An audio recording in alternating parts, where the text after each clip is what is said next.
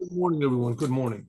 Please excuse the delay. Here we have our charity for today. Charity for today, give charity and God will give to you. Charity prevents death. Charity brings the geula. All the bad things are stopped and all the good things are encouraged and forwarded by just giving charity, just giving a little bit from what you have to the others, to others. Charity. Let's praise the creator of the universe. Thank you, God, you are good, and your kindness is in the world, and it is infinite. And now let us begin learning. We sort of left. There we go. There we go. Oh. Okay, yesterday I have all sorts of excuses, but the fact is we didn't do Likuti Torah yesterday. So just to refresh everybody's memory, what we learned in Likuti Torah. And also just to refresh everybody's memory, my memory, why we're even giving these classes, what's the purpose of these classes? So first of all, to teach Torah, that's important. But and we're going to learn the importance of the Torah in this class today. But the main purpose is to bring Mashiach. And the Baal Shem Tov was told by the Mashiach. The Mashiach told the Baal Shem Tov on one Rosh Hashanah. The Baal Shem Tov had this sort of, I don't know how you explain it, some spiritual experience where he went into the spiritual chamber of the Mashiach. And the Mashiach said, I'm going to come when your deep teachings are spread out all over the world. So the deep teachings, that ended up to be Chassidut, and especially Chassidut Chabad. And when everyone knows what Chabad is talking about, namely God, Chassidut Chabad discusses what is God. And the whole idea of Mashiach is the Mashiach is going to reveal God in the world to show how important the Torah is, how important the commandments are, how important the Jews are, how unique, the important and essential to the existence are the Jewish people, how the Jews are the sons of God, the Jews are the servants of God, the Jews are the wife of God, the Jews give God pleasure. And that's going to show how important every human being is. That's Mashiach. And how does it come? By just opening up our minds a little bit and putting our minds into reality. Namely, God is really creating everything, and God is with us, and He cares about us, and we can trust Him, and we can rely on Him, and we should love Him. We should have awe of God. That should be our main awareness. And when we do, then people won't think about themselves so much. So there won't be so much paranoia and depression and aggression and addiction and all these things. Good. And so that's what Chassidus is. That's why we're teaching these classes, is to bring Moshiach now. There won't be any more trouble in the world, and there will be a lot of good in the world. Okay, so the Rebbe says that in this week's Torah portion, it hints very, very strongly at Mashiach. And because there were these prophecies of Bilam, and Bilam was hired to curse, and he really knew how to curse, and he was good at cursing, and he never did anything else but curse. That's all he did in his life. And all of a sudden, for the first time in his life, he blessed.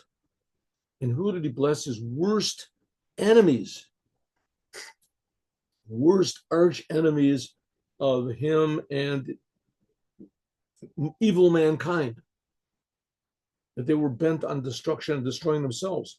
And the Jews were coming to reverse this pattern of destruction and self-destruction and make everyone blessed and happy. And he couldn't stand this. But the fact is that the Jews are connected essentially to giving blessing. And therefore, when Bilam realized he couldn't curse the Jews at any sort of a normal level, that he had to go really, really high. And he could go really high. Spiritually, he says he was at the same level of Moses. He could get to these, and he get to these tremendously high levels. And when he got there, he realized that it's impossible to curse the Jews. As much as they might deserve it, God forbid, as bad as they're, as much as they don't even want blessings, as much as the Jews wanted to join Bilam afterwards, he said, you want to see these Jews I just gave blessings to? Watch this. Take all your daughters and dress them up like prostitutes and put little, that's what he told Balak, put little idols around their necks and tell the Jewish men that you can have relations with me, just bow down to this little idol. You'll see what happened. And Balak said, they're never going to try it. You'll see what happened. And it worked. The Jews said, we believe in God, and all there is God, the Lord. He created us. He took us out of Egypt. And they said, how would you like to have a little fun? And they said, what are you talking about? I am the servant of God. I am the son of God. We all Jewish people, what? Oh, okay. And that's it. We're going to see at the end of this week's Torah portion. They just threw the whole business away with all the blessings and all the miracles and this. And not to go into the disgusting details, but that's who got these blessings.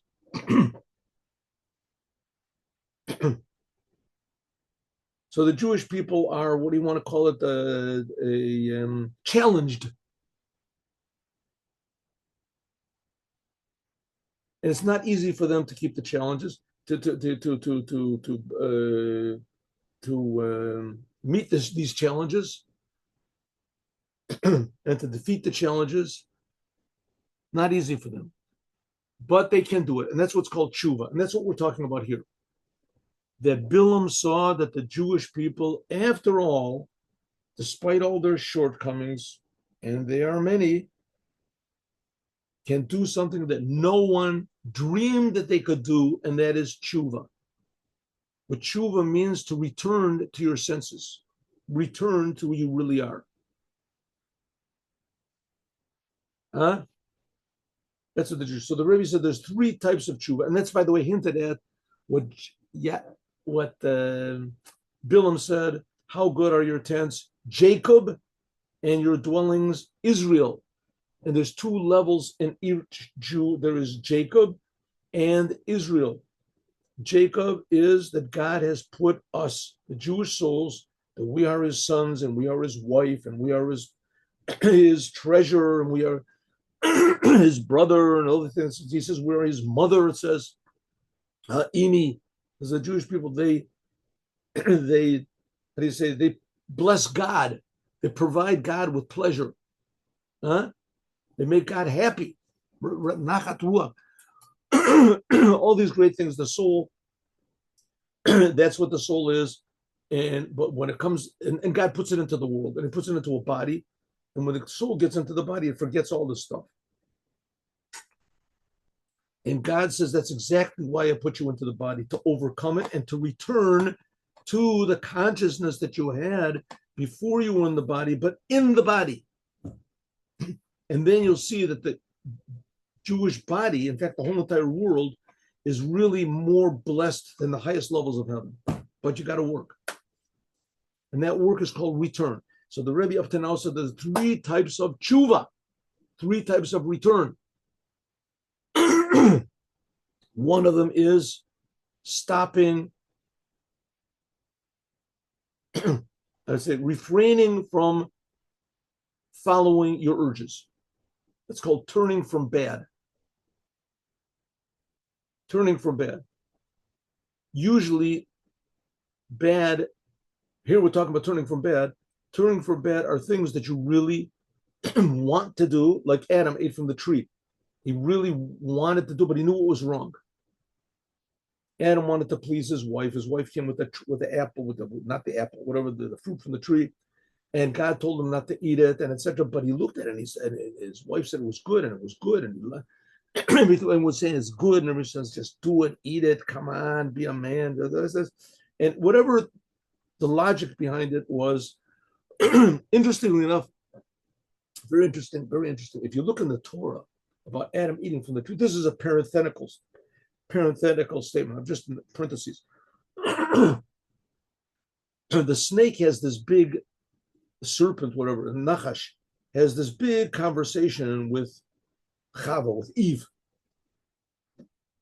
And he introduced himself and he said, let's go, let's eat from the tree. I want to show you. And he said, no, I'm not supposed to eat the tree. I'm not supposed to touch it. And he pushed her and she touched it. And he ate, and she ate a whole big argument and salesman pitch a snake gives to Chava until he convinces her, fools her to eat from the tree. Several sentences. When it comes to man, it's just like a couple of words, 2 words. It says the woman ate from the tree and she gave to her husband and he ate. That's it. Huh?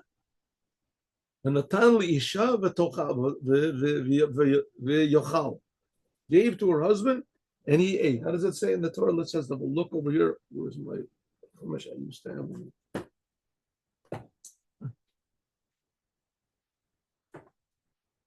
Usually, here it is. She gave to her husband and he ate. That's it. No arguments, no difficulties, no problems. Huh? I have my theory why that exactly was that way, but it's not that important. It's not that important. Here it is.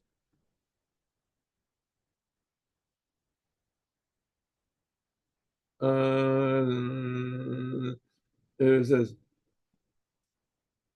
oh, here it goes. So it says, here we go. This is look in your Bible, in Genesis chapter 3, sentence 6. It says that the woman, after the snake gives her this whole big pitch, so she says, the woman said when she saw that the tree, the fruit was good to eat, and that it was pleasant to the eyes, and that it was just even good to think about it, and it prevented. Here, listen to this. And she took from the food and she ate. And she also gave to her husband imo with her and ate, and that's it. No arguments, no what do you say, the debate, no convincing, no sales pitch, nothing. She just ate.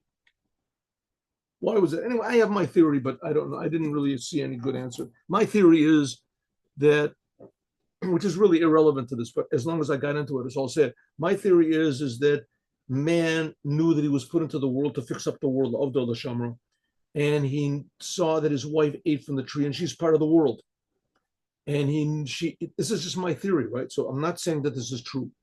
This is what I think. And he saw that his wife ate from the tree. She's part of the world. He has to fix her up. So he realizes, how am I going to do this? She already ate.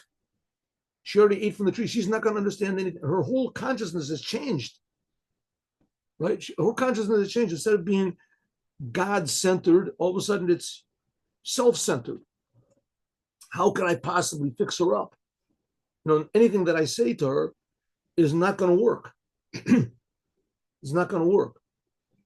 So he didn't say, why did you eat it? Whether he realized that she was in a whole different level, right? She just had fallen down to this new level of something that never had been in the world before, selfishness.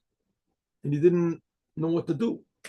So I figured, okay, the only way I'm going to fix up my wife, and that's the whole reason I'm here, is to eat from the tree and be on the same level as her and remember who I am. And said, anyway, I don't know if that holds water, but that's what I think, because I don't understand what. Okay. In any case, that's the level of Yaakov. Yaakov is that God puts the Jewish soul into the akev, into the heels, and our job is to defeat our urges, defy our urges. That's what's called turning from bad. So the Rebbe says that we're put in the world to do 3 types of tshuva: turning from bad, not doing the negative commandments, turning from bad; doing good, that's doing the positive commandments. That's some ways more important, because we're drawing light into the world. That's the purpose we're here. We're not just making sure there's no weeds in the garden. That's turning from bad. We're also planting trees and fruits that we're doing good. We're bringing blessing into the world. That's the second type of tshuva. That's by doing the positive commandments. But there's a third type of tshuva. That's what he says. There's 3 types. A tshuva shlishi, the third type of tshuva, is like this. Let's make this bigger. Here we go. Ready? So, yeah.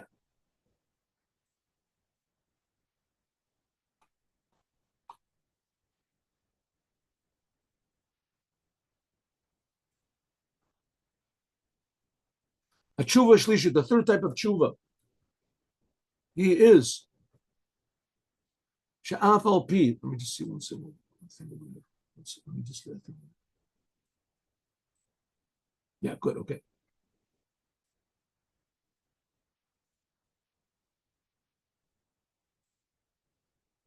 The tshuva shlishi, the third type of tshuva is she'af al pi shu somira, even though that a person, a Jew, turns from bad, betachlis, totally doesn't listen to any of his selfish urges, v'gam oseh tov, and he also does good. He does all the commandments. He does everything he wants. He prays. He's thinking about God and everything. But still, azai tshuva gedola. There's even a type of a tshuva, a returning to God, which is even greater. The Huda Katsiv, it says, shuva alai v'ashuva lechem. Return to me, and I will return to you, says the prophet Malachi.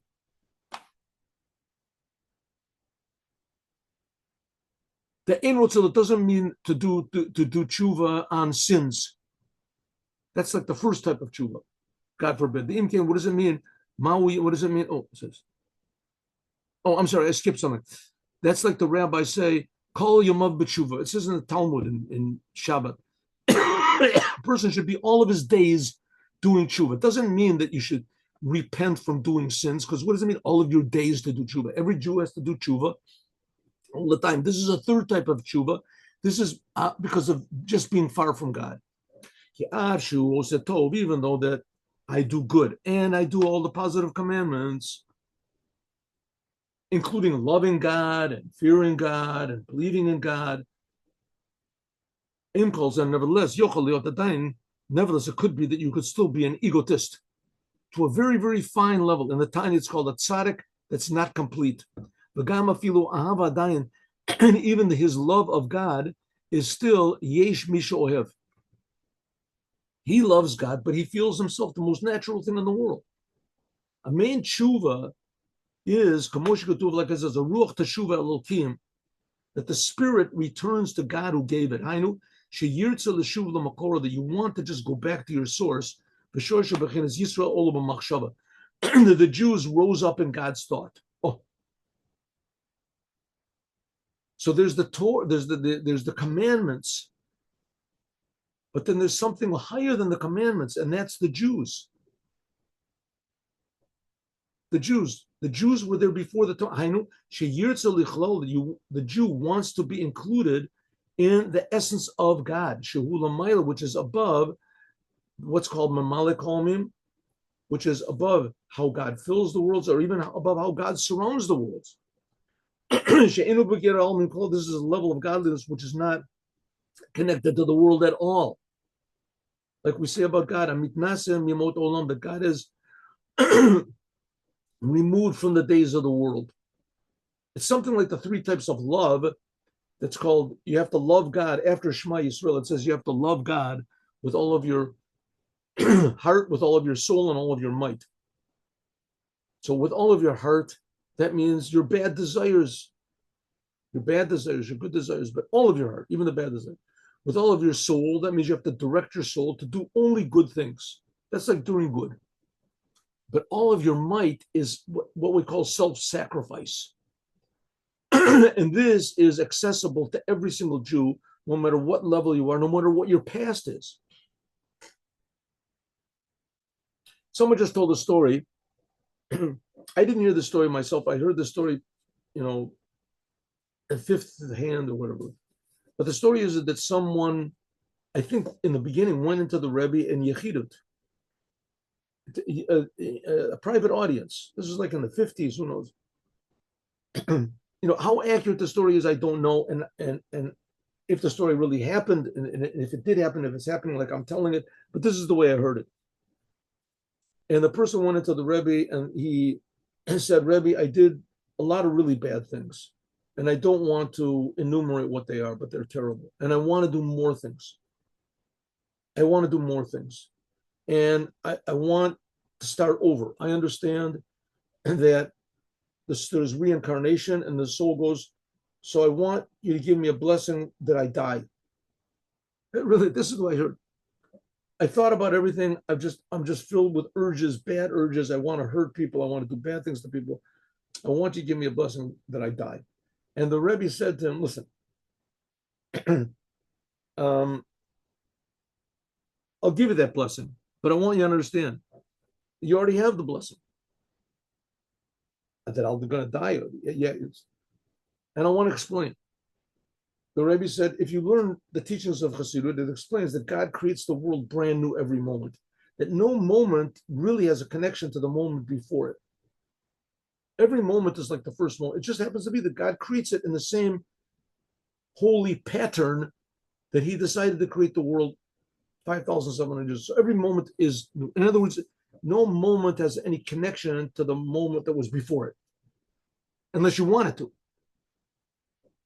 So if you just jump on the how do you say, I'm making this up, the train of creation, that every second is brand new. No second really has a connection to any second before it. Every second is brand new. So therefore, everything you did in the past is dead. It's gone. It's gone. And you just have to remind yourself of this every single time. And that's suicide. I heard another story, by the way, which is something like this, that there was a man, there's even a name for him. He was a famous person. He made the geodesic dome and other things. What was his name? Anyway, and he had all these inventions and nobody wanted to hear his inventions, and he decided he was going to commit suicide. He went on this bridge and all of a sudden came to his thought, instead of doing suicide, maybe I'll do egocide. I'll kill myself. I'll be a different person. And it ended up that they did recognize his greatness and etc. But it's the same idea. Don't hold on to the past. Here the Rebbe is saying something more, a little more positive light on the same thing.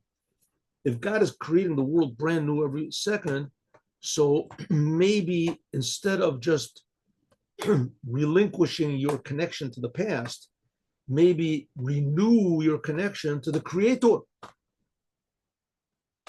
And even more, why God is creating the world. Or even more, God himself. How good God is that he's creating the world. So that's this third type of tshuva. It says, like in this, when God split the sea, it says, Ad Yavor Hashem, Ad Yavor Hashem, that the Jewish people went, so to speak, above the name Yud Kei Vav Kei, the name of Yud Kei Vav Kei of God. That's the power of God to create the spiritual worlds and the physical, to create everything. And the Jewish people, when the sea split, they went above that. Kishem Avaya, the name of God is Yud Chachma, and it's called Soviv Kol, how God surrounds the world. And Kriyat Yam Suf, splitting of the sea, this is a revelation. When God split this was much, much higher. It's even higher than how God surrounds the world. So to speak, it wasn't connected to the world at all. It was connected to the essence of the Jewish people. By means of that, God was able to transform the sea to dry land. It was the same thing. The hidden worlds and the revealed worlds are the same by God. They're just one big creation. And you want to go above the whole business, which every single person can do. That's what a Jew is. Like it says in the Zohar, in Parshas Bashalach, Hayesh Hashem b'kirbeinu im ayin, is God among us or not? This level of God, it's this can be looked at as a statement: is God among us or not? Or you can say, is God among us? Yesh Hashem is the name Yud Kei Vav Kei among us, or maybe ayin, a level of godliness which is called nothingness, above anything. Shebechinat ayin. This is what's called Atika Kadisha. This is what's called God, that is the ancient one. Shalamayla Mishem Avai, it's even above the name of Yud Kei Vav Kei. The source of the Jewish people come from this level. Like it says, Dami Ayin Bata, you should know that you come from, the sentence says you should know, you should look at three things and you won't do sins. You should know where you came from. Me Ayin means from where. But here you can say, you die, you should know Me Ayin, that you come from Ayin. It's also the same thing that says, Ein Mazel Yisrael, the Jewish people don't have any what's called spiritual Jewish people are above the spirit. Ein, there is no spiritual level. You say, no, the Jewish people do have a mazel. Ayin, that's their mazel, the essence of God. The essence of God, that determines everything. You can see examples of this, and one of the most blatant examples that we can have is in the 6-Day War. In the 6-Day War, all of a sudden the Jews, they decided not to make any any calculations, any reckoning with the world whatsoever. A friend of mine told me that he learned in military school, and that in the military schools they learn about all these other wars that happened and the mistakes they made, and they don't learn the 6-Day War. They don't learn it. There's nothing to learn from it. You can't learn. It was all godliness. It was just, you can't rely on anything that they did, any of the tactics, any of the right. There's fighter pilots that flew like 3 days in a row with no sleep, right? And the planes held up, and the bombs fell exactly where they were, and they didn't get tired. They weren't tired whatsoever. And there's a right, and then the enemy was caught completely off guard, for 6 days. They didn't realize what was coming on, right? In Mazel Israel, what happened? The Jewish people just forgot about that we're outnumbered, and forgot about, maybe we can make peace, and maybe we can make a deal, and maybe they're. Suddenly the Jewish people just said, hey, we're Jews, let's go for it. There's no mazel to the Jewish people. The Nozlim Milavanan, it says that this is the level of godliness which says drips down from Lavanan. Lavanan is Milavanan Kala. It says, come from Lavanan, my bride. But the Jewish people, they come from this level of Lavanan, Lamed, Beis, and Nun.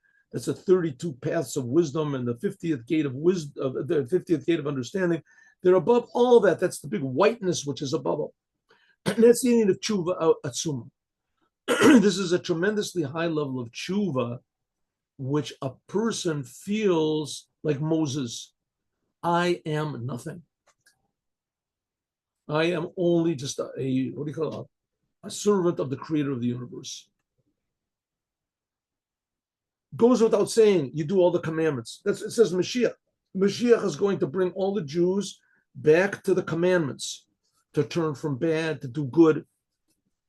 But the main thing Mashiach is going to do is to show the holiness of who's the commander. It says the world will be filled with the awareness of God, like water fills the ocean. Without the water, there's no ocean. The same thing, without godliness, there's no world. Godliness will be the obvious thing. We'll see that the world is obviously God. But that depends on us, not just doing good, turning from bad and doing good. That's the first two types of tshuva. Returning to God, and that induces us to turn from bad, or because we return to God, we awaken our godly soul, the Jewish soul, that induces us to do a second type of tshuva, namely to do good. But here we're talking about desiring to come close to the Creator. And this is constant. Just like God creates the world constantly, and we can forget about our past, but God is creating the world. So God is making a new challenge every moment. Therefore, the Jew, Yirtza L'Tshuv, he wants to return back and to be included in the oneness of God. V'zeh, that's what it means, Shuva Alai Mamash. Return to me, says God. This is the level of Yechida Shebenefesh, the inner oneness of the soul. This is only the Jewish people. That's what it means. The Jewish people are sons of God, even above that. It's self-sacrifice. That's the spark of godliness which is in the world. And just to remind everybody that God wants the world. The world is very important to God. And the only way we can really fix it up is to be in the world, but simultaneously to be connected only to the Creator. And this is a very, very, very tricky business, because the world is, your soul also is part of the world. And it's constantly saying that I am reality. There's nothing more than me. Listen to me. Here I am, like the snake. The incan, if so, tshuva zu, this type of tshuva is sheyashuv, that he wants to be included in its source, which is keter. And keter is erech anpin and atik yomin. These are levels of God's crown, it says, above God's wisdom. with God's wisdom, he creates the world, all the spiritual levels, the physical. And this is, so to speak, the essence will of God. That's what Tshuva, that's the third type of a Tshuva, that this is so that the soul should return back and be included in its source. That's the level of Chaya and Yechida. This Tshuva is not the negative commandments, not the positive commandments. This is the Torah. This is the source of the Torah. Because you have to remember what Judaism has, this thing called the Torah. No other religion even claims to have such a thing like that. We claim that God gave his book to 3 million eyewitnesses. And this is after he took them all from Egypt and split the sea for them and revealed himself many times. When they got out of Egypt, it says God himself redeemed them. When they went over the sea, it says God redeemed them. Right? He took them with a big cloud and a fire in the nighttime and rained bread from heaven, etc. So the Jewish people were very acquainted with God. And God said, you want to know why I did this? Only in order to give you the Torah. I took you out of Egypt, split the sea. I'm giving you bread from heaven, water from a rock, clouds of protection with a big pillar of fire, and the whole business. You get, this is only a free sample. And the real thing is the Torah. That the Torah is called Mashal HaKadmoni. The Torah is called the primal example. Shehi Mashal, this is an example and a garment for what God is. The Torah is pure godliness. It's a garment for pure God. Now, who would dream a thing like that? I mean, the Torah is a book like every other book in the library. It's just a book. It's just got words in it, right? You can translate it. You can mistranslate it. You can misuse it, right? There's a whole huge religion. What, 2.5 billion people, and it's all based on misinterpretations of the Torah. The Torah is tremendously powerful. Huh? The Torah. The enemies of the Jews, the first thing they try to hit is the Torah. The Torah. The Torah got lost, right? That's what the Muslims say. The Torah got lost. But they say, no, the Torah did not get lost, but you don't know how to interpret it properly. You have to reinterpret it. And some people say maybe the rabbis interpreted it properly, but you don't have to listen to them anymore.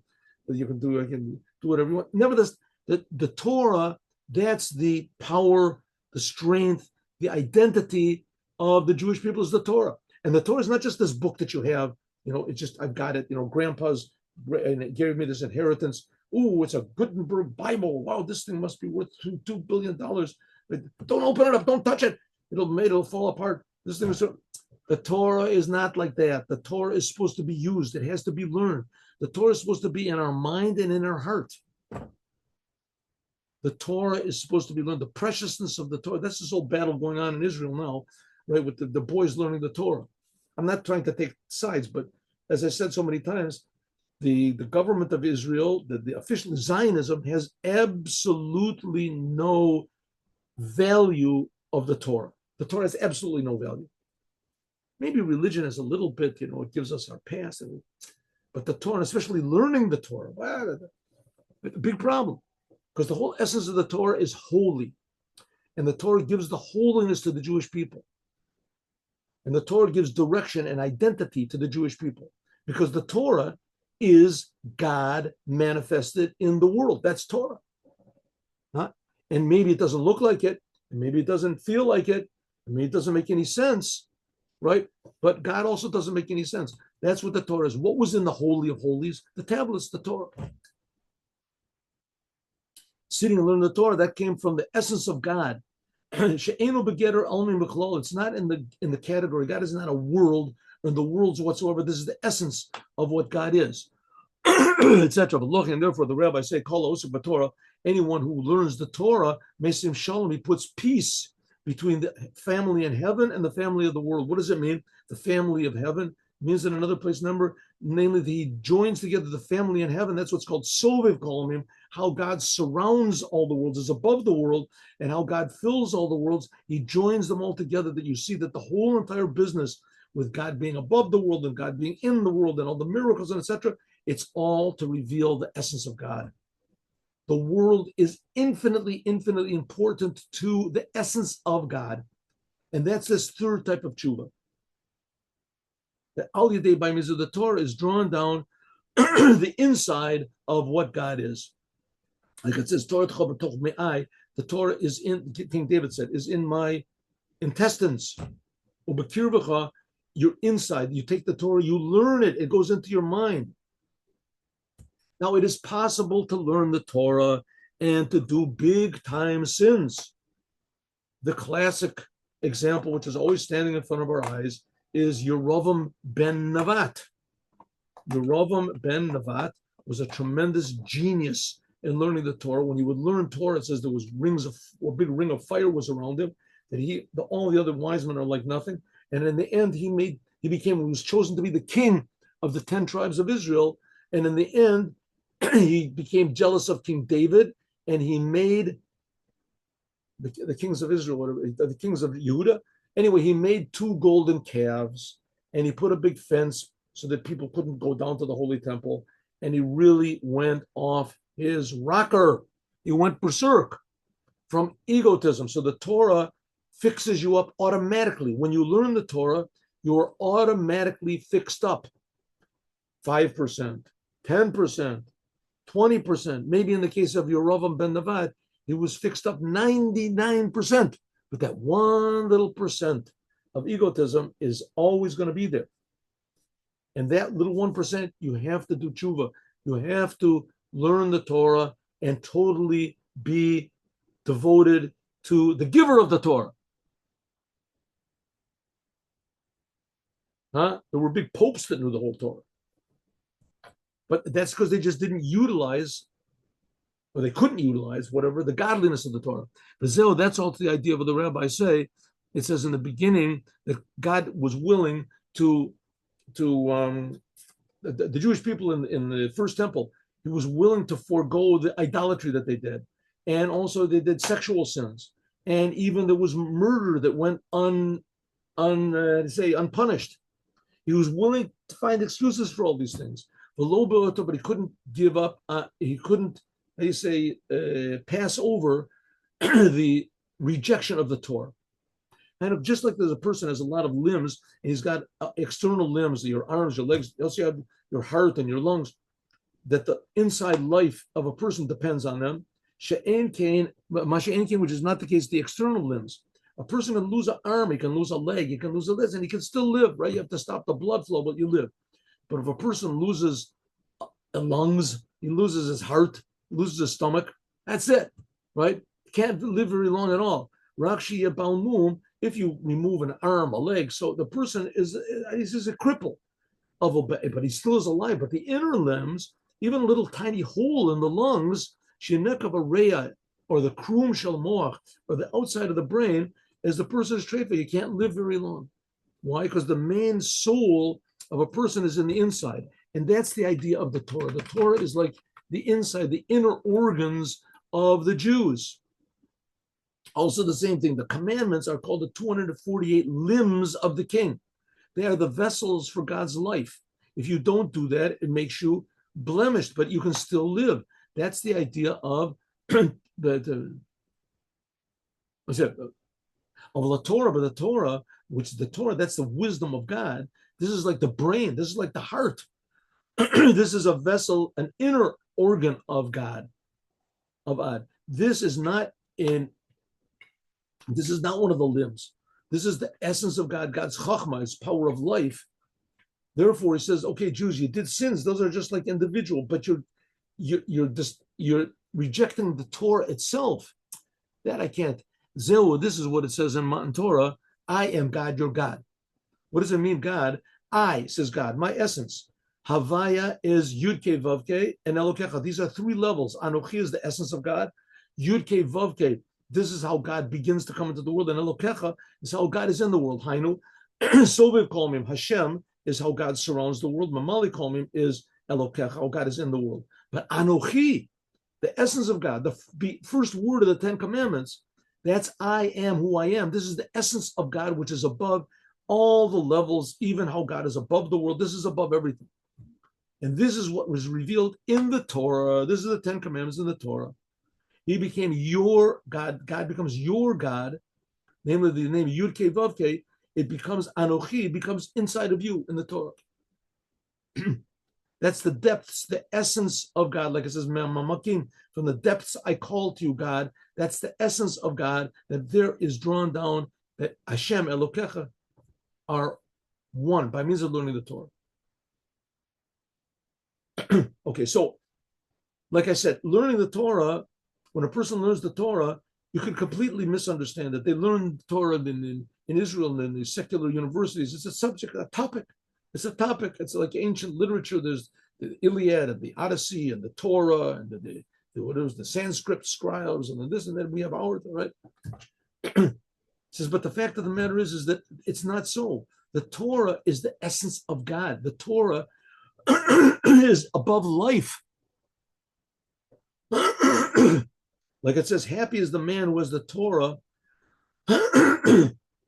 preserved in his hands. And it says, Omer Mayim Amukim Eitza Belev. It says in Proverbs, it says, deep water, this is the advice, the ideas which are in the heart of man. This is the Torah.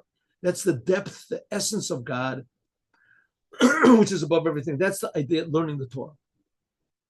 I know, namely, that's by means of Tshuva.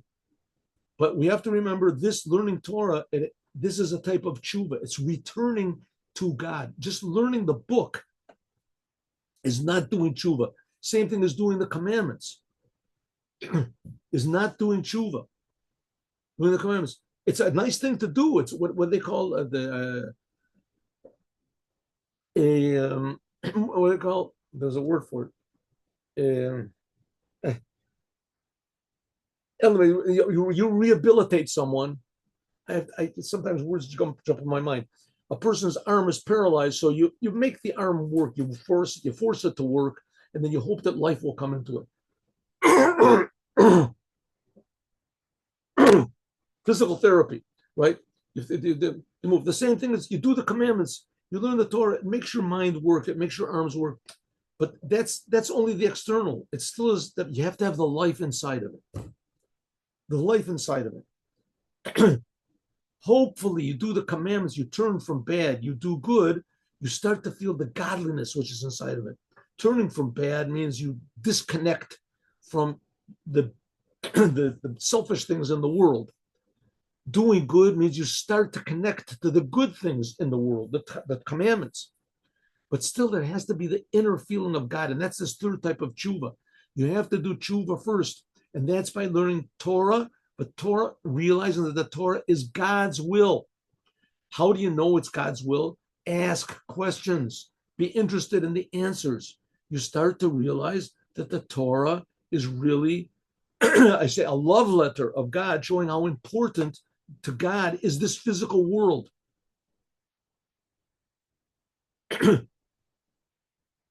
And that's the whole idea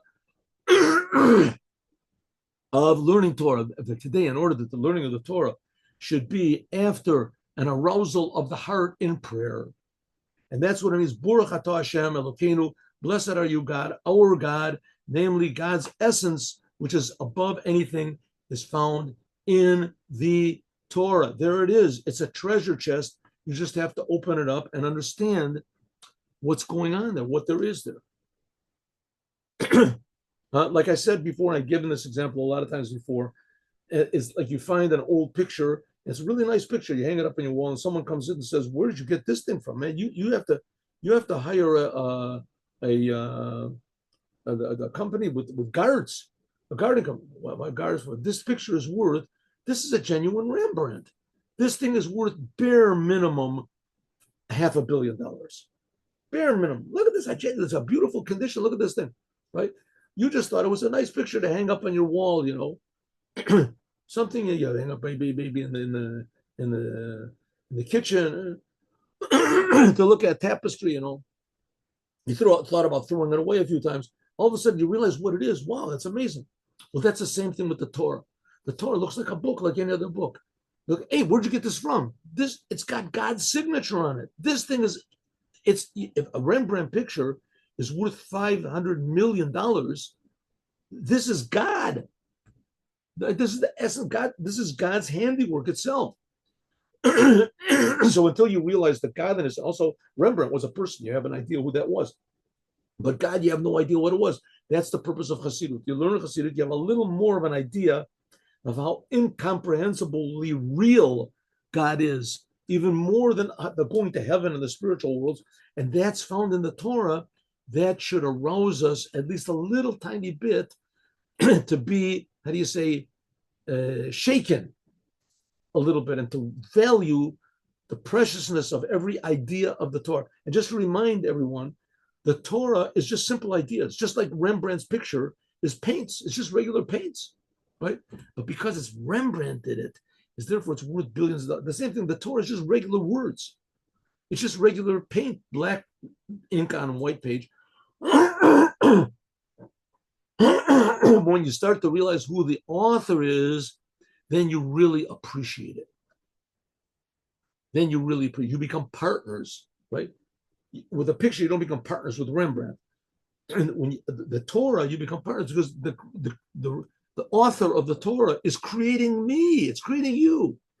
The author of the Torah is giving me life. The author of the Torah is creating all being.